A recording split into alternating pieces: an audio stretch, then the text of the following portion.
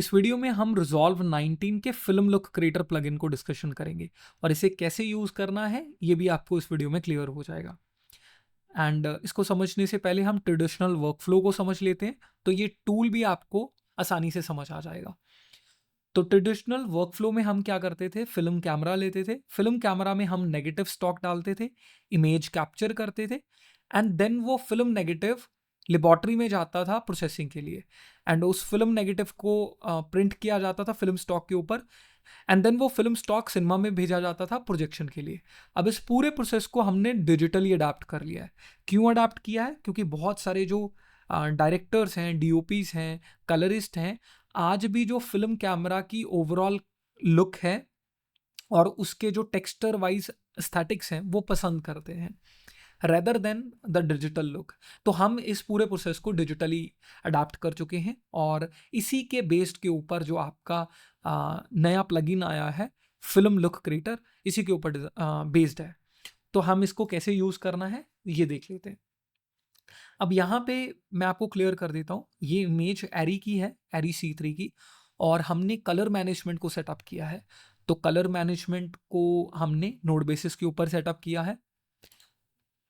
Group pre clip के ऊपर हमने कैमरा कलर स्पेस से वर्किंग कलर स्पेस में ट्रांसफॉर्मेशन की है, विच इज बेसिकली एरी से डिवेंची वाइड गारमेंट में, एंड ग्रुप पोस्ट क्लिप में हम डिवेंची वाइड गारमेंट से रेक 79 में ट्रांसफॉर्म किया है, यानी कि वर्किंग कलर स्पेस से डिस्प्ले कलर स्पेस में। अब इसके अलावा मैंने और कोई भी चेंजेस नहीं किए हैं और जो मैं लुक डेवलप करूंगा वो मैं करूंगा टाइमलाइन सेक्शन के ऊपर या ग्रुप पोस्ट क्लिप के ऊपर। और इसका भी सबसे बड़ा रीज़न है, देखिए लुक डेवलपमेंट का मीनिंग ही ये होता है कि जितने भी लुक डेवलपमेंट में जो आप क्रिएटिव एडजस्टमेंट्स कर रहे हो वो टाइमलाइन के एक शॉट नहीं बल्कि टाइमलाइन के सभी शॉट्स को इम्पैक्ट कर रही है। तो इसको इम्प्लीमेंट करने का जो सबसे बेस्ट वे है वो है ग्रुप पोस्ट क्लिप या टाइमलाइन सेक्शन। तो हम यहाँ पे एक प्री पेंड नोड क्रिएट करते हैं और यहाँ पे हम प्लगइन को ऐड करते हैं और जितना भी हम वर्क करेंगे वो DWG के हिसाब से बिहेव होगा। अगर आप इस टॉपिक के बारे में और जानना चाहते हैं तो हमारे यूट्यूब के ऊपर कलर मैनेजमेंट के रिलेटेड काफ़ी कंटेंट है, आप उसको एक्सप्लोर कर सकते हैं। तो यहाँ पे हम प्लगइन ऐड करते हैं film look creator, drag and drop.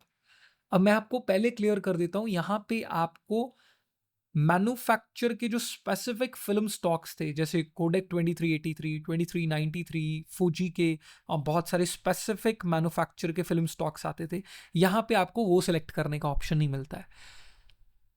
Black magic ने आपको ओवरऑल जो फिल्म लुक थी उसका एक बेस दे दिया एंड आपको टूल्स दे दिए सो दैट आप कस्टमाइजेशन कर पाओ।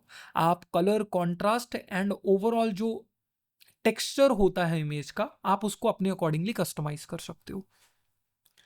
अब इसको वन बाय वन समझ लेते हैं कि कौन सा फीचर कैसे वर्क करता है। तो सबसे पहले ऑप्शन है कलर ब्लेंड का। तो जितने भी आप कलर ब्लेंडिंग करते हैं उसकी ओवरऑल ये ग्लोबल स्ट्रेंथ है जिसको आप कंट्रोल कर सकते हैं या मास्टर कंट्रोल आप बोल सकते हैं ओवरऑल लुक का। तो जैसे ही आप इसको डिक्रीज करेंगे ओवरऑल जो भी आपने डायलिंग की है वो जीरो हो जाएगी एक तरीके की। एंड अगर आप 1 के ऊपर जाएंगे विच मीन्स 100%, और अगर आप 0.5 करेंगे विच मीन्स 50% ही जो कलर्स आपने डायल किए हैं ओवरऑल स्ट्रेंथ आपको वो देखने को मिलेगी। ये सिंपली ओपेसिटी स्लाइडर की तरह वर्क करता है, इसको सिंपल समझ लीजिए। और जो भी आप टेक्सचर के साथ प्ले अराउंड करोगे उस इफेक्ट को कंट्रोल करने के लिए यहाँ पे इफेक्ट ब्लेंड का ऑप्शन दिया गया है, ठीक है। ये दो ऑप्शन है। अब यहाँ पे एक ऑप्शन है 3D लट कंपैटिबल। मान लीजिए आप लट को एक्सपोर्ट करना चाहते हैं, अगर आप यहाँ पे क्लिक कर देंगे तो आपको वही टूल्स दिखाई देंगे जो जब आप लट एक्सपोर्ट करो उसके अंदर आउटपुट में आ सके। क्योंकि टेक्सचर मैं आपको क्लियर कर देता हूँ, लट के अंदर हर चीज़ नहीं आ सकती अगर आप उसको एक्सपोर्ट करेंगे। लट में टेक्सचर नहीं आपका आ सकता, ब्रॉड एडजस्टमेंट्स आती हैं, ठीक है। इसको हम कभी फिर डिस्कशन करेंगे। तो जैसे ही आप यहाँ पे क्लिक करेंगे तो यहाँ पे आपको वो वाले कंट्रोल्स दिखाएगा, अगर आप लट भी एक्सपोर्ट करें उसमें वो कंपैटिबल रहे, अदरवाइज वो ऑप्शन हटा देगा जो कंपैटिबल नहीं होंगे। When you click on this button तो बाकी सारी चीज़ें वो दिखा रहा है, बट जैसे ही आप यहाँ पे क्लिक करेंगे वो हटा देगा। ठीक है? तो आपको क्लियर हो जाएगा कि यहाँ पे जो भी आप चेंजेस करेंगे, अगर आप उसका लट एक्सपोर्ट करना चाहें, ईज़िली कर सकते हैं। होप आपको ये समझ आ गया होगा। अब यहाँ पे इसको ऑन करने का दूसरा रीज़न है कि हम टेक्सचर के ऊपर ना फ़ोकस करते हुए, हम ओवरऑल जो कलर सेटिंग है उसके ऊपर फ़ोकस करना चाहते हैं। बाकी सारे टूल्स डिसेबल हो जाएँगे और हम एक टाइम के ऊपर पर्टिकुलर कलर एंड कॉन्ट्रास्ट के ऊपर फ़ोकस कर पाएँगे रेदर देन द टेक्सचर। हम इसको बाद में इनेबल कर लेंगे, ठीक है? तो चलिए, सबसे पहला यहाँ पे कलर सेटिंग का ऑप्शन है। जैसे ही आप क्लिक करेंगे और यहाँ पे आपको डिफरेंट सेटिंग्स मिलती हैं। Exposure, contrast, highlights, fade, white balance, tint, इसको आप कंट्रोल करेंगे। तो ये बेसिकली एक्सपोजर कंट्रोल है। तो जैसे ही आप एक्सपोजर इंक्रीज करेंगे, इंक्रीज और डिक्रीज करेंगे, आपकी ओवरऑल इमेज की ब्राइटनेस यहाँ से आप डिसाइड कर सकते हैं। एक्चुअली ये एक्सपोजर जो है वो काफ़ी फोटोमेट्रिकली एक्यूरेट है। फॉर एग्जांपल, आप कैमरा के अंदर कोई भी चेंज करते हैं, वैसा सिमिलर रिजल्ट आपको इस एक्सपोजर टूल का देखने को मिलता है, क्योंकि ये भी स्टॉप्स के अंदर वर्क करता है। तो यू कैन इंक्रीज और डिक्रीज। तो हम इसको एडजस्ट कर लेते हैं something like that. And second is basically contrast. आप इमेज के ओवरऑल कॉन्ट्रास्ट को इंक्रीज और डिक्रीज कर सकते हैं। इफ़ यू गो लेफ्ट तो इमेज का कॉन्ट्रास्ट डिक्रीज होगा। If you go right, contrast basically आप इंक्रीज कर रहे हो। एंड ये बेसिकली हाइलाइट्स हैं। हाइलाइट्स अभी यहाँ पे कोई वर्क नहीं कर रही हैं, but if I show you, मैं आपको दिखा देता हूँ किस तरीके से वर्क करता है। हम फिल्म लुक क्रिएटर प्लगइन को ऐड करते हैं और अगर मैं यहाँ पे आपको दिखाऊं हाइलाइट्स को डाउन करके, तो ये आपको हाइलाइट्स के अंदर एक सॉफ्ट रोल ऑफ देखने को मिलता है। यू कैन इंक्रीज और डिक्रीज दैट इफेक्ट। सिंपल ये वर्क करता है, ठीक है? और जो फेड ऑप्शन है ये बेसिकली शैडोज को सॉफ्ट करता है, ठीक है? तो ये दो क्लियर, इसलिए मैं आपको ग्रे स्केल के ऊपर समझा रहा हूँ, आपको क्लैरिटी हो जाएगी। ये देखिए, नोटिस कीजिए, शैडोज लिफ्ट हो रही हैं आपके फेड से। सी दैट, इंक्रीज और डिक्रीज, ठीक है? तो ये आपको होपफुली समझ आ गया होगा। अब यहाँ पे हम ग्रुप पोस्ट क्लिप के ऊपर चलते हैं और यहाँ पे फेड को हम थोड़ा लिफ्ट कर लेते हैं, शैडोज को।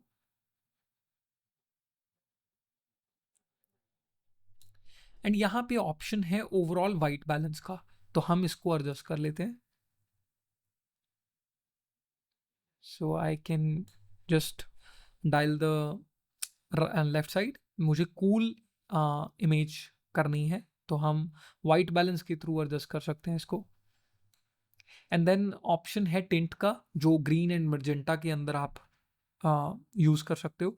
इफ़ यू गो लेफ्ट तो ग्रीन ऐड हो जाएगा, इफ़ यू गो राइट तो मर्जेंटा ऐड हो जाएगा। So I can increase little bit magenta. And यहाँ पे स्किन बायस का ऑप्शन है, जिसे आप बेसिकली वार्म स्किन को टुवर्ड्स रेडिश रोजी टोन्स के अंदर शिफ्ट कर सकते हो और डीसैचुरेट हो जाएगी। देखिए, जो स्किन बायस ऑप्शन है ये मैं नहीं यूज़ करता हूँ, क्योंकि मुझे लगता है ये नेचर के अंदर क्लीन नहीं है। आप मान लीजिए 20 शॉट के ऊपर आपने ऑलरेडी काम कर लिया, ठीक है? 21 शॉट के ऊपर आपको जाके पता चला कि ये वाला एक्चुअली टूल आपकी इमेज को ब्रेक कर रहा है। तो मुझे ऐसे टूल्स को नहीं यूज़ करना है जो नेचर के अंदर क्लीन ना हो। तो मैं स्किन बायस को अवॉइड कर रहा हूँ, मैं यहाँ पे नहीं यूज़ करूँगा। आप यूज़ कर सकते हैं if you want, but personally मैं ऐसे टूल्स का यूज़ करता हूँ जो इमेज को ब्रेक ना करें। That's very very important. अब इस सब्ट्रैक्टिव सैचुरेशन को इंक्रीज करने से ओवरऑल सैचुरेशन इंक्रीज हो जाएगी और जो कलर्स हैं वो डीपर होते जाएंगे, डीप रिच होते जाएंगे, ठीक है? और यहाँ पे रिचनेस का ऑप्शन है। ये बेसिकली जो बहुत ज़्यादा सैचुरेटेड एरिया है उस रेंज के ऊपर वर्क करता है, ठीक है? सो यू कैन डिक्रीज और इंक्रीज दैट पोर्शंस। एंड उसके बाद ऑप्शन आता है ब्लीच बाईपास का। ब्लीच बाईपास को जब आप इंक्रीज करना शुरू करते हैं तो इमेज जो है वो काफ़ी ज़्यादा कॉन्ट्रास्टी हो जाती है और साथ साथ डिसैचुरेट हो जाती है। See that.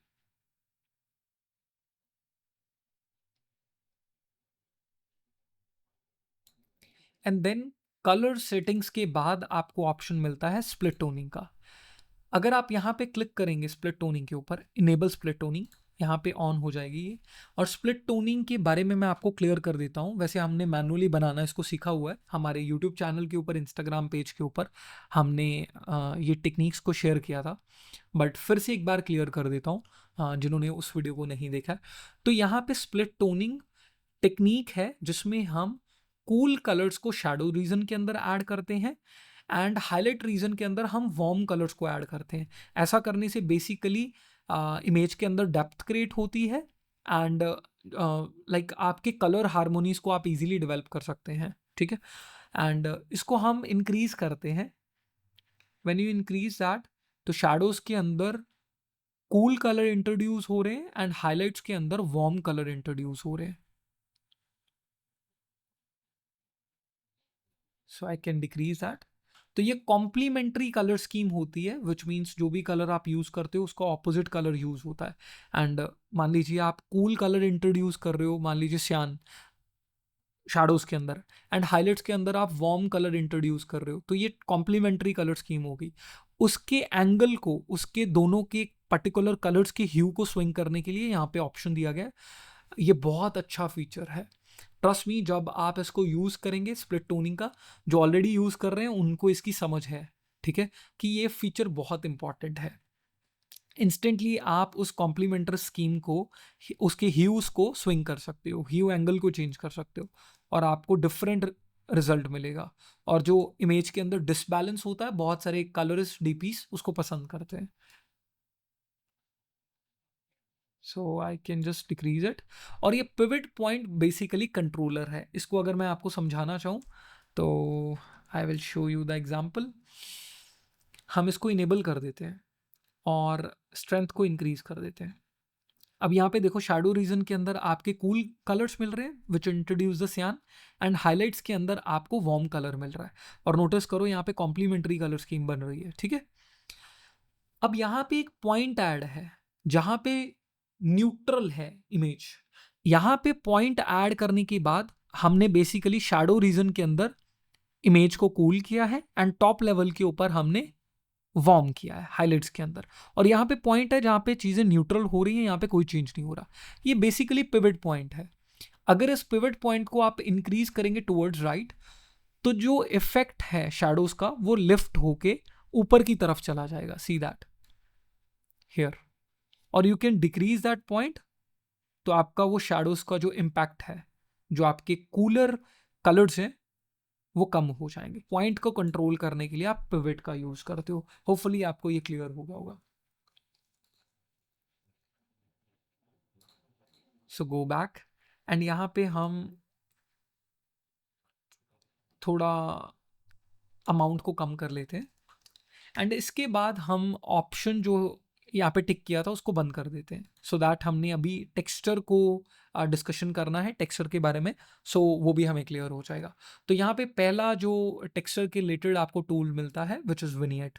सो यहाँ पे आपको पहला ऑप्शन मिलता है विनियट का। जैसे आप यहाँ पे क्लिक करेंगे, यहाँ पे इमेज के अराउंड एक ब्लैक बॉर्डर बन रहा है या जो एजेस हैं वो उसको डार्क कर रहा है, तो दैट इज़ बेसिकली अ विनेट। आप इसकी ओवरऑल स्ट्रेंथ को अमाउंट से इंक्रीज कर सकते हैं और ओवरऑल साइज को इंक्रीज कर सकते हैं। और बेसिकली हम इसका तब भी यूज़ करते हैं जब हमें सेंटर सब्जेक्ट के ऊपर मेन फोकस रखना हो, तो हम ओवरऑल जो फ्रेम के एजेस हैं उसको डार्कन कर देते हैं। सो हम इसकी स्ट्रेंथ को यहाँ से कंट्रोल कर सकते हैं। एंड नेक्स्ट वन इज़ हिलेशन। आप अगर यहाँ पे इनेबल करेंगे, ये ऑलरेडी इनेबल है, अगर हम इसको इनेबल करेंगे तो यहाँ पे अमाउंट को एक बार मैं इंक्रीज कर देता हूँ सो आप इसको देख पाओ। अब यहाँ पे आपको सब्जेक्ट के एजेस के अंदर sort of orange and red glow देखने को मिल रहा है। इसे हम हिलेशन बोलते हैं। जब हम फिल्म कैमरास के ऊपर शूट करते थे तो ये करेक्टरिस्टिक्स थे। अब जब हम लुक को डिजिटली बना रहे हैं तो ये करेक्टरिस्टिक्स भी हम डिजिटली बनाएंगे, ठीक है। तो ये उसी फिल्म कैमरा के ऊपर शूट करते टाइम ये करेक्टरिस्टिक्स आपको मिलते थे और हम सेम लुक इंप्लीमेंट कर रहे हैं एज अ कलर, तो हम टेक्सचर को भी रेप्लिकेट करने की कोशिश कर रहे हैं। तो यहाँ पे हम इसकी ओवरऑल अमाउंट को यानी कि स्ट्रेंथ को इंक्रीज कर सकते हैं और हम रेडियस को इंक्रीज कर सकते हैं। ये बेसिकली रेडियस क्या करेगा, ब्लर या फैदर क्रिएट कर देगा हिलेशन के अराउंड। एंड उसके बाद आप इसके कलर यानी कि ह्यू को स्विंग करना चाहो, you can change its hue. Alright, then उसके बाद है ब्लूम।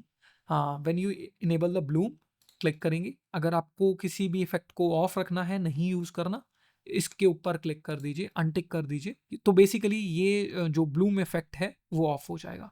हम इसको इनेबल करते हैं और अमाउंट को इंक्रीज करते हैं। अब जैसे ही आपने अमाउंट को इंक्रीज किया तो एजेस के अंदर आपको सॉफ्ट ग्लो देखने को मिल रहा है, ठीक है, सडल ग्लो देखने को मिल रहा है, तो ये ब्लूम इफेक्ट है। और आप इसके रेडियस को कंट्रोल कर सकते हैं, सी दैट, बट हम इसको डिफ़ॉल्ट सेटिंग के ऊपर एडजस्ट रखते हैं। सिंपली ये ऐसा समझ लीजिए सडल ग्लो ऐड कर देता है जहाँ पे हाइलाइट्स, जहाँ पे उसको हाइलाइट्स के एजेस मिलते हैं, सिंपल ऐसा समझ लीजिए। देन उसके बाद है ग्रीन। सो ग्रीन बेसिकली भी जो मोशन पिक्चर फिल्म्स थी या फिल्म कैमरास था, उसके करेक्टरिस्टिक्स हैं। तो आप डिफरेंट डिफरेंट ग्रीन पैटर्न को सिलेक्ट कर सकते हैं। यहाँ पे आप ओवरऑल ओवरऑल उसकी स्ट्रेंथ को इंक्रीज कर सकते हैं एंड उसके साइज को इंक्रीज कर सकते हैं। ग्रीन का आपको साइज क्या चाहिए, सॉफ्टनेस को इंक्रीज कर सकते हैं। और आपको ग्रीन कलर्ड पिक्सल्स के अंदर चाहिए, तो आप उसकी सैचुरेशन को इंक्रीज कर सकते हैं, अदरवाइज इसकी सैचुरेशन को आप डिक्रीज कर सकते हैं। तो ये मोनोक्रोमैटिक आपकी ग्रीन हो जाएगी। और मैं इसकी स्ट्रेंथ को लिटिल बिट इंक्रीज कर देता हूँ क्योंकि ये विजिबली नोटिसेबल नहीं होगी जब हम यूट्यूब के ऊपर या अदर किसी प्लेटफॉर्म के ऊपर वीडियो अपलोड करेंगे। तो इसकी स्ट्रेंथ को मैं थोड़ा इंक्रीज कर देता हूँ। और उसके बाद ऑप्शन है इमेज डीफोकस का। डिजिटल कैमरा से जब हम इमेज को कैप्चर करते हैं तो इमेज काफ़ी ज़्यादा शार्प होती है, और फिल्म कैमरा के ऊपर जब आप शूट करते थे तो इमेज बहुत ज़्यादा शार्प नहीं होती थी। तो इमेज को डीफोकस करने के लिए यहाँ पे ऑप्शन दिया गया है, लिटिल बिट इमेज को ये ब्लर कर देता है। Then this is a then this is a option called flicker. अब यहाँ पे फ्लिकर बेसिकली हल्का सा फ्लक्चुएशन देता है ब्राइटनेस के अंदर, ठीक है। जब आप इसकी अमाउंट को इंक्रीज करेंगे ब्राइटनेस के अंदर हल्की सी फ्लक्चुएशन आएगी। ये भी फिल्म कैमरा के ऊपर जब आप शूट करते थे उसका करेक्टरिस्टिक्स है। तो हम यहाँ पे फ्लिकर का यूज कर रहे हैं जो एक्चुअली स्टैटिक फिल्म कैमरा के थे, हम उन सारे स्टैटिक को यहाँ पे यूज कर रहे हैं। ये आपके ऊपर, आपके क्लाइंट के ऊपर डिपेंड करता है। समटाइम्स आपको किसी पर्टिकुलर इफेक्ट को नहीं यूज करना है, आप उसको बंद कर सकते हैं। और आप या आपका क्लाइंट उसे नहीं पसंद करता या वो नहीं प्रोजेक्ट में यूज़ करना चाहता, तो डेफिनेटली आप उसको बंद कर सकते हैं। बट मैं इसको इंक्रीज कर देता हूँ आपको दिखाने के लिए। जैसे ही मैं प्ले करता हूँ आप नोटिस कीजिए फ्लक्चुएशन आपको हाइलाइट्स के अंदर देखने को मिल रही है और स्कोप्स के अंदर भी आपको देखने को मिल रही है। तो ये ब्राइटनेस के अंदर लिटिल बिट फ्लक्चुएशन आ रही है, बट मैं इसकी जो ओवरऑल अमाउंट है उसको कम कर देता हूँ या डिफ़ॉल्ट कर देता हूँ। अब जो फ्लक्चुएशन है आ रही है बट इतनी नोटिसेबल नहीं है वो। ऑलराइट, और आप इसके रेट को कंट्रोल कर सकते हैं कितनी स्पीडली ये जो है चेंज हो। And this is the option called gate weave. When you increase that आपकी इमेज जो है वो left right up down shift होती है। सो ये भी बेसिकली करेक्टरिस्टिक्स है गेट वेव, राइट। तो व्हेन, बस मैं इसको डिफ़ॉल्ट रखता हूँ, आप इसको ऑन रखना चाहे यूज़ कर सकते हैं। हर बार हर प्रोजेक्ट के अंदर हम इसका नहीं यूज़ करते हैं, to be very honest. Film gate, but ये अच्छा ऑप्शन है कि यहाँ पे रिजॉल्व ने आपको दिए हैं ऑप्शंस, जब आपको ज़रूरत होगी आप इसका यूज़ कर सकते हैं।